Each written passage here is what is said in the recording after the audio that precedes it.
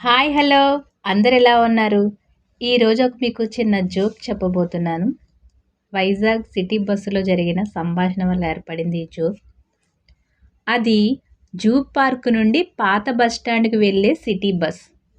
Conductor గారు ticket ఇస్తున్నారు. ఒక అమ్మాయి పూర్ణ అంది, టికెట్ ఇచ్చారు.